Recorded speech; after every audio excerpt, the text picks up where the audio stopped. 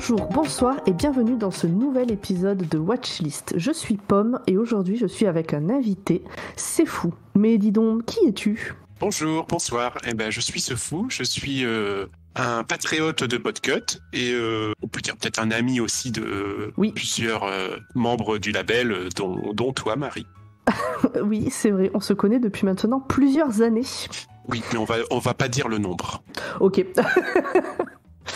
Alors, on s'est contacté pour parler d'une plateforme, ce coup-là, pas pour parler d'un film ou d'une série. Tout à fait. Et je vais te laisser nous dire de quoi il s'agit. Il s'agit de la plateforme Madeleine. M-A-D-E-L-E-N. M-A-D-E-L-E-N. Et alors, qu'est-ce que c'est ? Eh bien, en fait, c'est la plateforme de l'INA, de l'Institut National de l'Audiovisuel. J'ai découvert ça un peu par hasard, en me baladant sur le site de l'INA pour je ne sais plus quelle raison, et j'ai vu qu'ils avaient créé une plateforme pour proposer en contenu des archives de la télé, donc des programmes qui ont été diffusés sur les chaînes françaises il y a de nombreuses années, et aussi radio. Oui, voilà, c'est ça. L'INA, c'est les archives de la télé française. Exactement. Française. Française, exactement. Donc le contenu est vraiment principalement franco-français, peut-être un peu belge ou suisse, parce que je pense qu'ils récupèrent aussi des contenus de pays francophones. Mais il n'y a pas d'Éric, par exemple. Il n'y a pas d'Éric. Et non, et en fait, c'est surtout axé années 60, 70, un peu 80. Je pense à l'époque où c'était encore la télé publique et où il y avait quasiment une chaîne ou deux, mais de toute façon publique. Et je pense que sur les années plus récentes, il y a des séries américaines où ce genre de choses sont pas forcément accessibles à l'INA pour des raisons de droit, j'imagine. Oui, et puis c'est pas leur job de toute façon.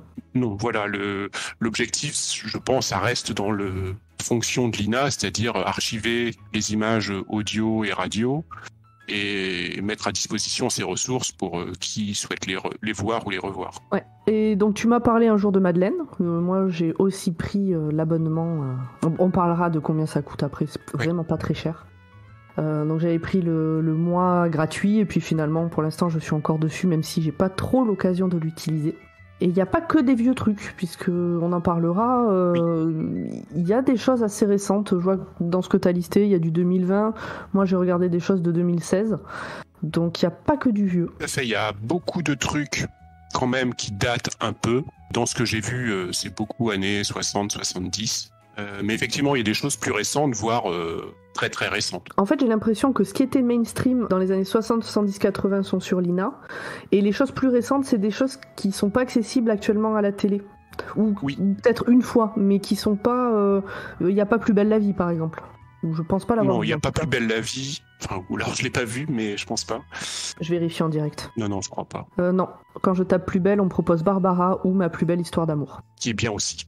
Juste pour dire un mot sur la plateforme, sur le contenu, l'interface elle est organisée en grandes catégories quand on rentre sur la plateforme, qui correspondent, en gros il y a séries et fiction, documentaires, spectacles et concerts, et ce qui s'appelle émissions cultes, où on va retrouver des grands classiques de la télévision dans les années 60-70, type Les dossiers de l'écran, ce genre de choses. Et donc c'est vrai que ça aide pour orienter aussi le choix en fonction de ce qu'on souhaite découvrir sur la plateforme. Ils mettent aussi en avant sur chaque onglet une émission, un épisode, ou là je suis dessus par exemple, sur les émissions cultes, on a Aujourd'hui Madame, avec spécifiquement l'émission sur les femmes battues, mais qui date de 75, donc parfois ça peut être intéressant de voir comment les choses ont évolué aussi. Oui, c'est ça qui est intéressant aussi, c'est qu'effectivement ils mettent en avant des thématiques ou des épisodes, des émissions souvent en lien avec l'actualité. Ouais. C'est ce que je trouvais aussi intéressant dans l'approche, c'est que des fois il y a des émissions, des reportages, des documentaires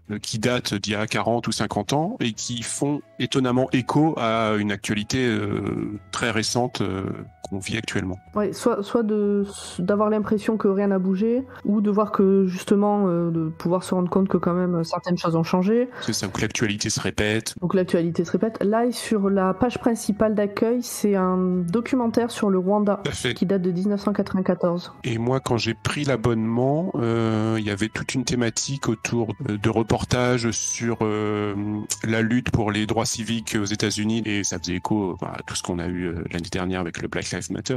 Et comme ça, régulièrement, ils changent un petit peu les thèmes à la une en fonction de soit de l'actualité, soit aussi parce qu'il y a des décès parfois de personnes célèbres et ils font des rétrospectives autour de ces personnes en mettant en avant des archives où ces personnes étaient présentes. Oui, mais ça c'est un peu comme toutes les... Oui, à la différence que ça change un petit peu du côté un peu nécrologie. Là, au moins, on peut se retrouver dans une œuvre un peu plus exhaustive que juste un best-of de tel chanteur. On n'a pas dit, il y a aussi de l'audio. Il y a aussi un peu d'audio, effectivement. L'INA, c'est l'audiovisuel, donc il y a aussi des archives de radio. Ouais, j'ai pas beaucoup écouté, mais effectivement, il y a des enregistrements de la radio, et donc on peut réécouter des émissions, des interviews de jadis. Voilà, j'ai pas forcément d'exemple parce que j'ai pas beaucoup écouté cette partie-là de l'offre. Là, à la une, il y a Les Aventures d'Arsène Lupin, saison 1, de 1960 à 1961. Donc c'était de la fiction audio. Ouais, j'ai vu aussi un peu plus bas qu'il y avait les mots de Maupassant et oui, absolument. Il y a du Shakespeare aussi. Et ça peut être intéressant. Tout Shakespeare en 18 émissions. Ouais, et parce qu'il y a une offre quand même qui est assez intéressante en termes de théâtre, y compris en vidéo. Et là, peut-être que effectivement, j'ai beaucoup regardé finalement de pièces de théâtre dans mes premiers visionnages sur la plateforme. Je sais pas pourquoi, mais peut-être c'était le manque de spectacles vivants avec le confinement et tout, mais j'avais envie de voir du théâtre. Et je pense pas que ce soit forcément une offre qui soit très présente sur les autres plateformes qu'on connaît. Et là, par contre, il y a beaucoup de théâtre, notamment parce qu'il y a une émission assez culte autrefois qui s'appelait Au théâtre ce soir, et il y a plusieurs émissions qui en sont tirées, donc notamment Le bourgeois gentilhomme, qui est la première que j'ai regardée, qui date de 70. J'ai vu aussi, donc il y avait une version de Tartuffe, mais là c'est une version filmée avec Michel Galabru, filmée au sens c'était un téléfilm ou un film, c'est pas une version théâtre. Et après les autres, donc il y a eu Les Précieuses Ridicules, Le médecin malgré lui, Les Fables de La Fontaine. Donc là, c'est vraiment du théâtre en tant que tel. Pour la version des Fables de La Fontaine, ça datait de 2020, donc un truc très récent. Qui n'est pas passé à la télé, mais en fait qui a été une captation de la Comédie Française. Il y a énormément de choses de la Comédie Française. Ouais, je pense qu'il y a un partenariat entre l'INA et la Comédie Française qui fait qu'ils récupèrent toutes les archives de la Comédie Française et qu'on peut en voir une partie via la plateforme. Moi, je trouve ça pas mal. Moi, j'ai regardé pour l'instant, alors comme je disais, j'ai pas trop eu le temps de me jeter à fond dedans, alors qu'il y a plein de choses que j'aimerais bien voir ou revoir ou découvrir. Mais par contre, j'ai regardé 2 pièces de théâtre. Donc j'ai regardé Roméo et Juliette, qui est joué par la Comédie Française, et c'est une adaptation qui date de 2016, que personnellement je trouve très bien, donc je la recommande. J'aime beaucoup les acteurs, j'aime beaucoup ce qu'ils en ont fait. Et j'ai regardé une adaptation, alors là, Roméo et Juliette, il y en a 2 de versions, une des années 60 et l'autre de 2016. J'ai regardé que celle de 2016, et après j'ai voulu voir Huis clos, qui est une pièce de Jean-Paul Sartre, que j'ai lu plusieurs fois, que j'ai vu une fois au théâtre, et dont je ne me souviens jamais de l'histoire, et à chaque fois j'adore la redécouvrir, et à chaque fois je suis incapable de parler de quoi ça parle. Bon voilà, donc là ça y était, j'ai eu l'occasion de la voir plutôt, et c'est une mise en scène qui date de 65.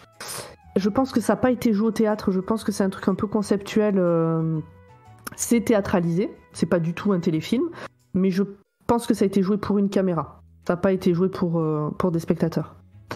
Bon, c'est marrant à regarder, quoi. Mais c'est vieux. Pour le coup, ça n'a pas forcément bien vieilli, ce genre de... Ouais, il y a des trucs... Alors, c'est ça, c'est que...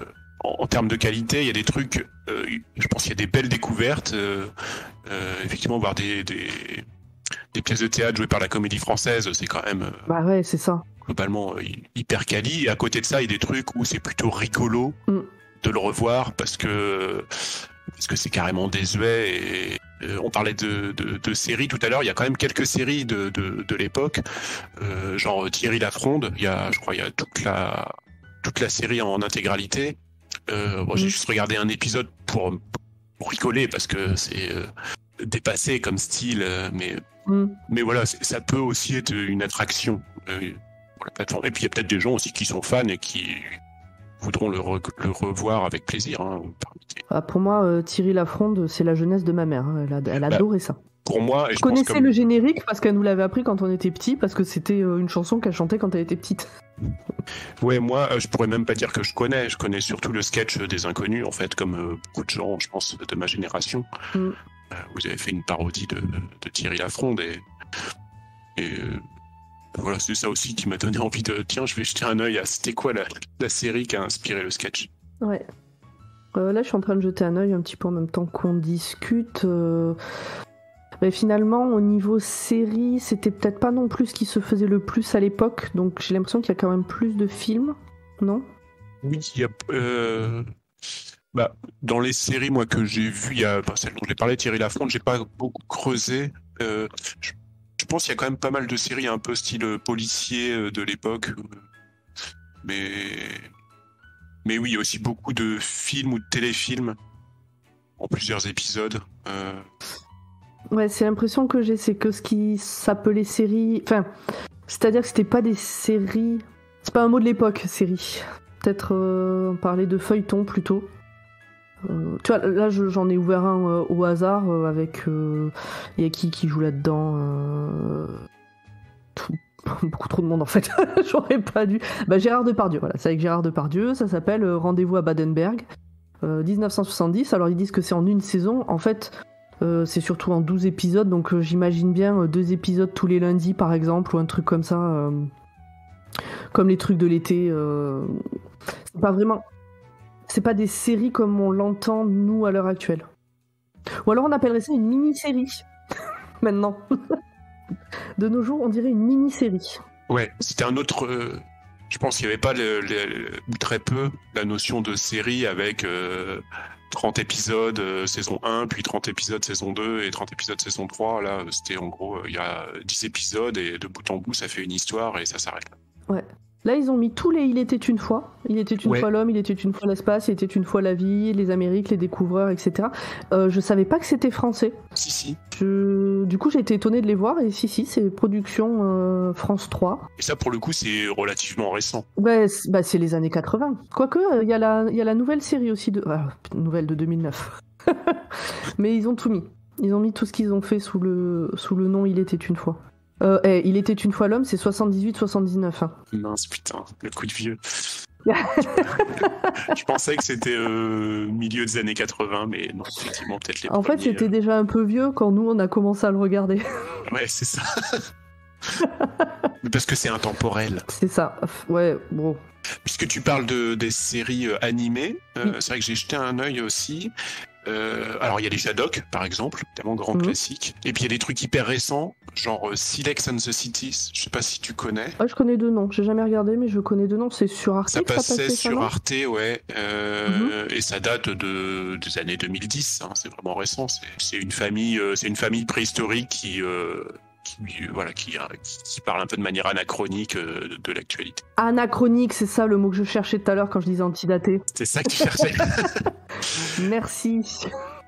Et en animation aussi, il y a pas mal de films parce que j'ai vu qu'il y avait beaucoup d'archives du Festival d'Annecy. Oui. Et donc il y a quand même des belles choses à découvrir par cette entrée-là pour ceux qui aiment les films d'animation. J'ai vu par exemple Pixel, qui est un grand classique. Hein, je pense que tout le monde a vu au moins une fois. Enfin, beaucoup de gens ont vu. Non, moi ça me dit rien. Vraiment, ça me dit rien du tout.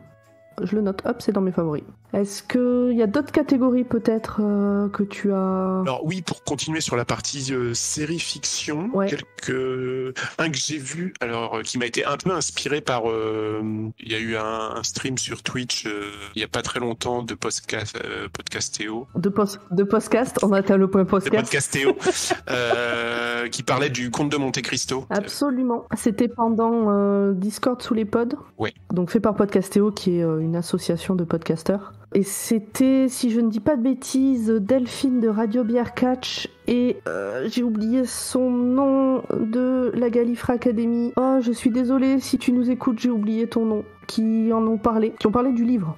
Voilà, ils ont parlé du livre, de leur passion pour le livre, et moi ça m'a donné. Ils ont parlé aussi des adaptations aussi à la fin. Et donc je me suis dit, tiens, il y en a peut-être également sur la plateforme.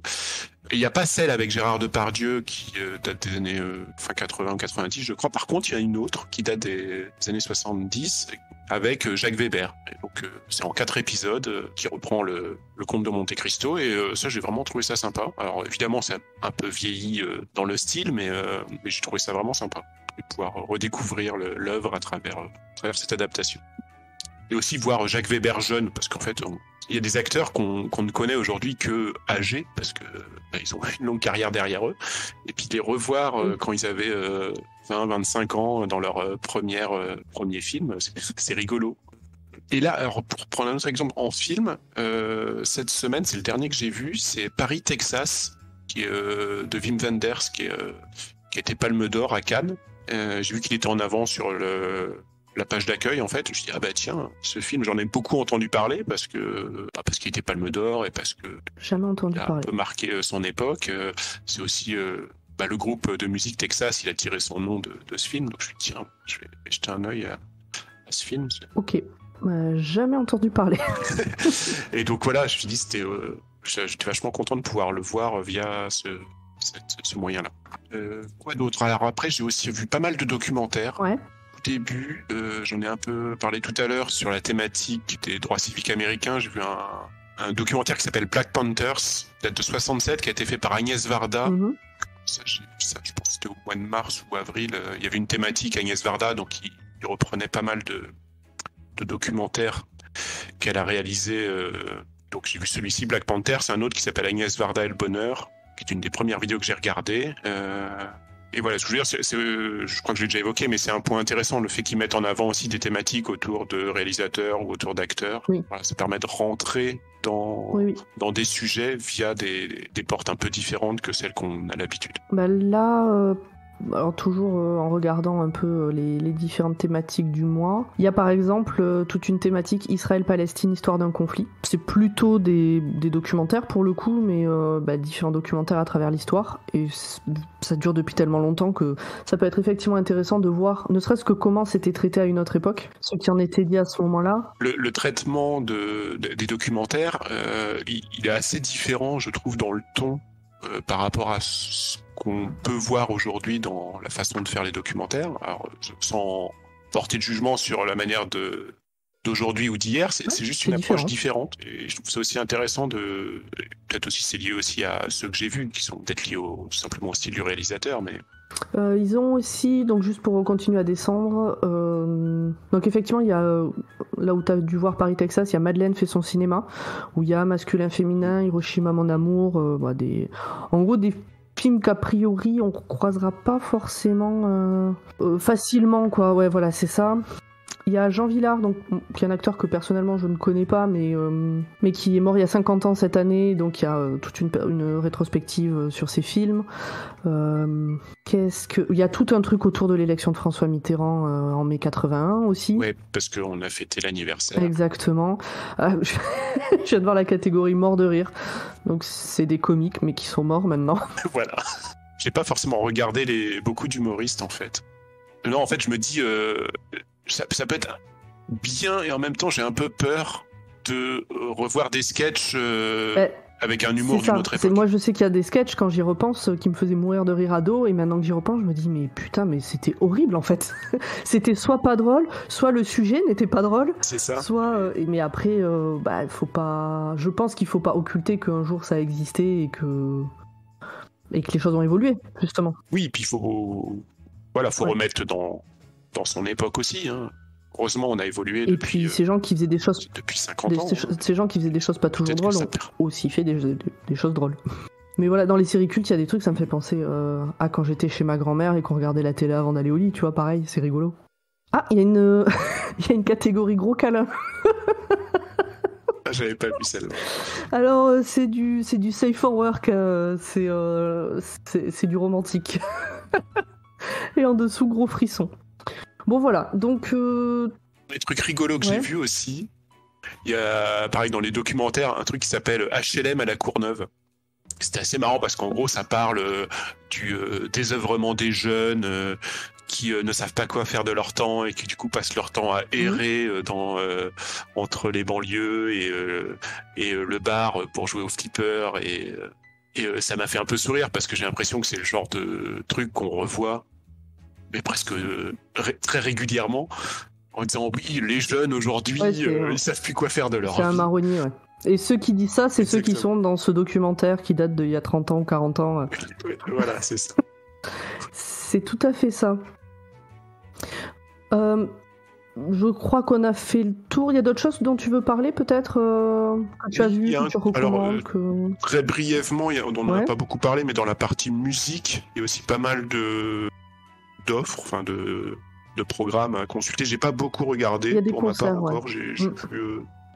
J'ai regardé plutôt des docus sur Barbara en tournée. Il y a un truc sur Anne Sylvestre qui est très récent parce que ça date de 2020, donc ça devait être quelques temps avant son décès. Mais il y a aussi pas mal de concerts. J'ai jeté un œil rapidement parce que je crois qu'ils reprennent des émissions aussi des années 80 où il y a des concerts des Clash, de Dire Straits. Il y a aussi beaucoup de jazz parce que à l'instar du partenariat avec le festival d'Annecy pour l'animation, il y a aussi le festival Jazz in Marciac où ils doivent récupérer pas mal d'archives et du coup ça se retrouve sur la plateforme. Donc c'est assez éclectique aussi en termes de style. J'ai pas creusé, mais pour les fans de musique, il y a sûrement des choses pour les passionnés de revoir des artistes d'un autre temps. Ouais, ou peut-être de revivre des concerts que les gens ont vécu pour de vrai. Ouais. À défaut de pouvoir aller dans les salles de concert, on peut aller en concert dans les années 80 dans son salon. Oui. C'est beau. Bon là, on déconfine, donc il va bientôt y avoir à nouveau des concerts. Oui, ça va, la vie va reprendre un petit peu. Ah, il y a un truc sur le bicentenaire de Napoléon, dans la partie documentaire. Est-ce que peut-être on peut peut-être parler de combien que ça coûte, ou tu veux... Tout à fait. Donc, alors, il y a un mois de découverte gratuit, mais sinon, le prix, c'est pas très cher, parce que c'est 2,99 par mois. Ouais. Voilà. Alors évidemment, c'est pas non plus une plateforme avec des nouveautés et un énorme catalogue de séries américaines, parce que c'est pas la thématique. C'est une alternative intéressante pour voir autre chose. Bon, ne serait-ce que pendant un mois, parce que j'ai regardé, et pour l'abonnement et le désabonnement, c'est aussi facile que sur Netflix, Prime ou Disney+. Enfin, c'est vraiment... Oui, c'est ça. Il n'y a pas d'engagement. Il n'y a pas d'engagement. C'est un clic pour se désabonner, un clic pour se réabonner. C'est facile. Ah, il y a un documentaire sur Zinedine Zidane, de 98, dans Le secret des Bleus. Oh, il est jeune, il a des cheveux. J'ai connu ça aussi. Tu veux peut-être nous faire ton les pour les contre ? Ouais, peut-être pour terminer le j'aime Allez, pas. Vas-y. Tu commences par le j'aime pas, comme ça on finit sur une note positive. Parce que ce que j'ai trouvé moyen dans mon expérience de l'interface, j'ai pas trouvé que c'était hyper agréable forcément en termes de navigation. Déjà parce que à chaque fois que je retourne sur la plateforme, je suis obligé de me reconnecter. Ouais, ça c'est pas, ils gardent pas les identifiants enregistrés. Voilà, ils gardent les identifiants en mémoire, mais chaque fois ils te redemandent de te reconnecter. C'est un peu long à charger, alors c'est peut-être ma connexion, mais j'ai trouvé que des fois les pages étaient lentes à charger, à tel point que ça m'est arrivé de manquer la partie, je t'en avais parlé, la partie mes lectures en cours, parce que je scrollais trop vite, et du coup il n'avait pas encore eu le temps d'afficher mes lectures en cours, et puis je me disais pas mince. Tu pensais qu'elle s'affichait pas, et du coup c'était un peu nul. Je pensais que c'est quand même... C'est la première catégorie, c'est mes lectures en cours, et en dessous mes favoris. Exactement, faut juste laisser le temps à la page de charger. En termes d'offres, j'en ai un peu parlé, effectivement c'est plutôt des trucs de ce que j'ai eu l'impression qui date plutôt des années 50, 60, 70, un peu moins d'années 80, 90, mais peut-être que j'ai pas exploré assez la plateforme pour le découvrir, mais je pense que c'est peut-être aussi lié au contexte, c'est-à-dire que avant les années 80, il y avait une seule télé publique, et donc du coup les archives étaient faciles à récupérer, alors qu'après c'était des chaînes privées, donc peut-être que en termes de droit c'est plus compliqué. Ah oui, tiens, j'y avais pas pensé. Mais c'est une hypothèse, qui vaut ce qu'elle vaut. Et également, pour la partie audio qu'on a un peu évoquée, j'ai essayé sur mon smartphone, parce qu'il y a une appli, Madeleine aussi, de l'écouter en mode un peu podcast. Il y a la version ordinateur et il y a... Voilà, il y a une appli pour les smartphones. Tablette. Voilà, et j'ai essayé de lancer un contenu audio sur mon smartphone. Le problème, c'est que dès que l'écran passe en veille, en fait, ça coupait le son. C'est un peu dommage ça. Un peu ballot. En fait, c'est comme YouTube, pour le coup. Faut que tu laisses ton écran allumé pour pouvoir écouter. Exactement, c'est un peu comme ça. Donc, c'est pas top. À l'opposé, ce que j'aime bien, donc comme je l'ai évoqué, l'idée de proposer des thématiques sur la page d'accueil pour susciter l'intérêt autour de sujets d'actualité, autour de personnalités célèbres. Voilà, comme par exemple tu l'as évoqué, mai 81, là ça fait... c'est l'anniversaire, donc il y avait beaucoup de spécial Mitterrand. Oui. Je trouve qu'il y a un découpage qui est plutôt intelligent, bon, qui est pas révolutionnaire, mais voilà, on a un découpage par décennie, années 60, années 70, années 80, par genre, émotion, frisson, aventure, pour les séries, jazz, classique, variété, pour la musique. Donc, c'est cohérent, mais bon voilà, ça fonctionne. Oui, bah après, des fois, faut pas faire compliqué, hein. Si ça fonctionne, ça fonctionne. Exactement. Il n'y a pas besoin de révolutionner le truc à chaque fois. Voilà, et aussi voilà, autour d'un acteur ou d'un réalisateur, comme tu as dit tout à l'heure, voilà, il mettait en avant tel acteur ou tel réalisateur. Ça, c'est une entrée aussi intéressante pour découvrir les contenus. Qualitativement, je trouve que c'est pas dégueu, globalement. Alors, évidemment, des fois, tu tombes sur des trucs qui datent un peu, qui n'ont pas forcément été bien restaurés, mais globalement, je trouve que le travail de restauration, justement, il est plutôt bien fait. Ok. Pour des trucs qui datent quand même d'il y a fort longtemps. Ouais. J'ai encore un téléviseur et des fois je zappe à la télé et sur les chaînes de la TNT, tu retombes sur des vieilles séries où la qualité elle est vraiment médiocre parce que c'est des copies de copies de copies. Là, en comparaison, c'est quand même beaucoup. Oui, non, ouais, la qualité est là. J'ai envie de dire. Ouais, voilà. Je pense qu'il y a un travail de restauration qui est dans l'ADN de l'INA. Oui, c'est ça, ils se sont pas contentés d'aller prendre des trucs et de les balancer sur une plateforme. C'est les archives et elles sont bien conservées, elles sont restaurées, ils ont bien fait leur boulot. C'est des archives, du stock d'archives avant d'être une plateforme, en fait. Exactement. Je pense que le premier métier de l'INA, c'est d'archiver et de restaurer les contenus et je crois d'ailleurs c'est le modèle français, c'est un peu référence dans le monde. Il y a beaucoup parce que j'ai regardé aussi un peu sur le site de l'INA comment il fonctionne et il travaille aussi pour beaucoup de pays étrangers. D'accord.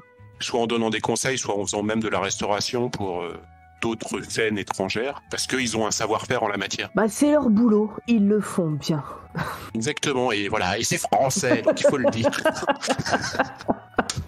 On sort un peu du cadre du sujet de la plateforme, mais c'est vrai que l'INA en tant que tel, c'est un outil assez exceptionnel en termes de ressources. Ils ont aussi une chaîne YouTube sur laquelle ils postent régulièrement des anciens reportages, des anciennes émissions, mais pas comme sur Madeleine. Là, c'est vraiment sur YouTube, c'est des petits bouts à chaque fois. Oui. C'est ça, c'est des extraits. Des extraits, voilà. Ouais. Voilà, je pense qu'on a tous en tête les crêpes du chef Oliver. Ouais. Mais voilà, là, c'est un peu plus étoffé, en fait. Les avant-goûts qu'on peut voir effectivement sur les chaînes YouTube ou sur la partie gratuite, finalement, de l'INA. Là, on a un catalogue un peu plus étoffé à travers Madeleine. Je trouve ça intéressant. Je dis pas que je resterai forcément abonné très longtemps, parce que peut-être que je vais me finir par m'en lasser. Mais, après, c'est le but de ces plateformes. Hein. Tu viens, tu repars, tu reviens. En fonction de ce qui est proposé, en fonction de ton intérêt du moment. Oui, que ça différent par rapport à celle qu'on connaît. Et voilà, c'est ce qui m'avait donné aussi envie d'y jeter un œil il y a quelques semaines. Ok. Est-ce que tu penses avoir tout dit ? Je crois que j'ai fait à peu près le tour de ce que je m'étais noté. Ouais. Je suis loin d'avoir parcouru tout ce que la plateforme peut offrir, mais voilà, j'invite tous ceux qui le souhaitent, qui pourraient être intéressés par ça, à y jeter un coup d'œil et puis... Il y a toujours le mois gratuit. Exactement. Regarder des documentaires ou des spectacles ou des vieilles séries ou des vieilles émissions cultes et sourire peut-être en regardant ça. Bon, je pense qu'on peut clôturer cet épisode sur ces bonnes paroles. Dis-moi, mon cher Sefou, ne serais-tu pas un de nos patriotes ? Mais tout à fait. Mais alors vas-y, dis-nous un petit mot sur le sujet. Alors... oui, je soutiens le label Podcut et que j'écoute. Alors, je n'écoute pas tout, mais j'écoute quand même beaucoup de. En même temps, il y a 24 podcasts. Plusieurs. On peut pas tout écouter. Voilà, plusieurs des podcasts du label et pour encourager le label aussi dans ce qu'il propose. Voilà, je suis patriote, c'est-à-dire que je donne tous les mois quelques euros pour pour les aider à... C'est toi qui sauras dire mieux à quoi ça sert, hein, mais voilà, financer le matériel. Pour les financements occultes du label. Voilà, exactement. Ça peut servir, alors concrètement, ça sert à payer les hébergements des podcasts sur Internet, parce que c'est pas gratuit.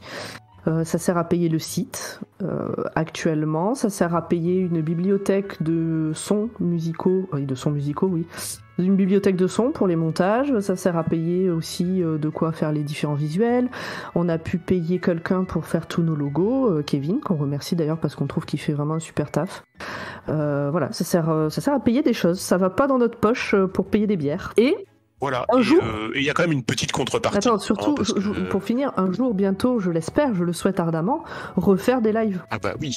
Ça peut servir, et donc l'argent sert aussi à ça. Et donc, oui. Et voilà, et ce que je voulais dire, c'est qu'en contrepartie de la modeste contribution qu'on peut apporter, on reçoit des petits goodies, genre des stickers.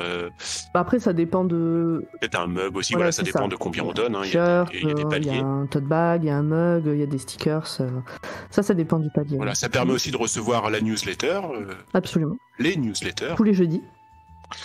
Voilà, pour se tenir informé de l'actualité du Alors, label. plus exactement, tous les jeudis, il y a un podcast du label, c'est jamais le même, ça change toutes les semaines, qui fait un article en lien avec son sujet, bien sûr, mais qui sort de ce dont il va parler dans le micro. Donc, soit pour étendre un sujet qu'il a déjà traité, soit pour rentrer plus en détail dans certains points techniques, ce genre de choses. Oui, et c'est très intéressant. Ah, j'espère qu'ils entendront, parce que ça fait plaisir. C'est fait avec amour. Non, mais c'est vrai, en plus. Hein, enfin, moi, je la lis... Je peux dire que je la lis à chaque fois, mais je la lis très régulièrement et c'est souvent en plus les thématiques changent et les gens ils vont croire que je t'ai proposé de faire ça pour venir nous passer de la pommade. Pour faire de la promo, mais pas du tout. Alors que vraiment pas du tout. Pas du tout, parce que la plupart du temps, je passe mon temps à critiquer. Oui, tu es une des personnes qui nous critique le plus. Mais de manière constructive, toujours. Oui, oui. Parce qu'on peut aussi échanger via le Discord du label. Très bonne transition. Voilà, il n'y a pas forcément besoin d'être Patreon d'ailleurs. C'est ouvert à tout le monde. Et ça permet de discuter des thèmes qui sont abordés dans les différents podcasts. Et il y a plutôt une bonne ambiance. C'est plutôt sympa, donc venez sur le Discord. Oui, puis comme ça permet d'échanger sur tous les sujets. Et pour nous rejoindre, le lien sera dans la description de l'épisode. Et puis sinon, vous pouvez... envoyez un message sur les réseaux sociaux si jamais vous trouvez pas le lien. On vous enverra ça. Et voilà. Oui, je pense que t'as tout dit. Moi, je rajouterai par rapport au Patreon que maintenant il est possible de donner à l'année au lieu de donner juste au mois, ce qui permet, je crois que ça vous fait une réduction vous de 10% sur ce que vous donnez. Et puis allez écouter les autres podcasts. On en a 24, donc il y a de quoi faire sur différents sujets. Et puis voilà, je crois qu'on a fait le tour. On va pouvoir se quitter. Oui, merci de m'avoir proposé. Et avec plaisir. Ce petit exercice, j'espère avoir été à la hauteur. C'est une première pour moi, donc soyez indulgents. Peut-être que tu reviendras avec un sujet précis sur Madeleine que tu veux recommander. Peut-être un film précis ou une thématique. On sait pas, on verra. On verra, on aura peut-être l'occasion d'en reparler. Exactement. Bon, eh bien, à très bientôt. À bientôt. Et à la semaine prochaine aux auditeurs. Bye bye. Bye bye. Hello Césu, je drifte dans cette fin d'épisode pour vous dire que c'était le dernier de la saison. Alors je voulais vous remercier pour nous avoir suivis cette année. On espère avec toute l'équipe qu'on a réussi à vous faire découvrir et à vous donner envie de regarder les programmes auxquels vous n'auriez pas pensé avant. Ne vous inquiétez pas, on ne vous abandonne pas pour l'été. On a prévu quelques rediffusions, une sorte de best-of de l'année pour continuer de vous communiquer notre amour pour certaines de nos découvertes. On se retrouve en septembre pour de nouvelles recos et d'ici là, bon été.